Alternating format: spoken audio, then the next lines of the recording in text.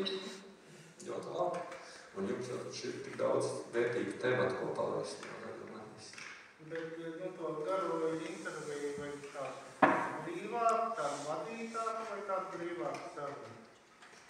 Man jau patīk, ka viņa tur mazliet tonusā saucamē, jā. Bet kā intervijas arī dažādas. Man nav portreta intervijas.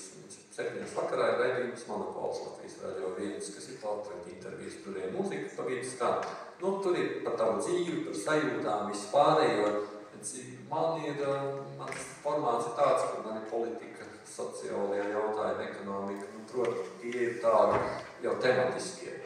Un es, protams, to interviju veidoju tādu, lai, ja es visu stundu runāšu tikai par vienu tematu, tad man viņas laiks ārā, jo mums tērēs nav tik garas. Tā kā es viņu veidoju blīvāku mazliet. Bet, tā ir tāda sajūta lieta. Iespējams, ka cits viņu varbūt taisīt vēl blīvāku, un es tā saprotu. Kas ir tie, ko tu aicini? Vai tev ir redaktors, kas tev uzliek sarakstu, kad izbūs tas, jo tāpēc, ka ir aktuālā tēma, kaut kas notiek valstī, un tagad mums vajag šlaiseru, rīt mums vajag vēl tur ko.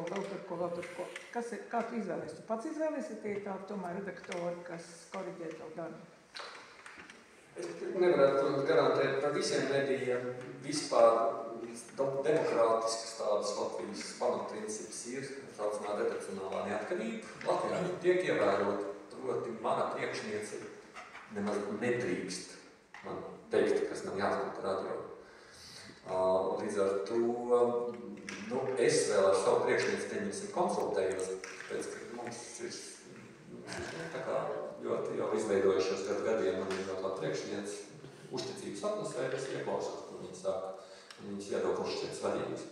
Bet es zinu, ka ir redakcijas, kuras priekšnieks vispār neļauj tuvoties tie redakcionālās sastāvdaļas. Pamatā to dara redakcija. Manā gadījumā man ir ļoti maza redakcija. Mēs esam 2. Es un producēju. Līdz ar to mēs kopā 2 tā izlēmjām. Tad, kad mums paliek grūti, ka mēs nespējām vienoties, kad bija jau tāda situācijas, ka tu nevar saprast, kā labāk. Tad mēs pieaicinām vēl kāds, tad arī priekšnieks kādreiz pieaicina, tad mēs esam 5-6 kādreiz pie runātāji.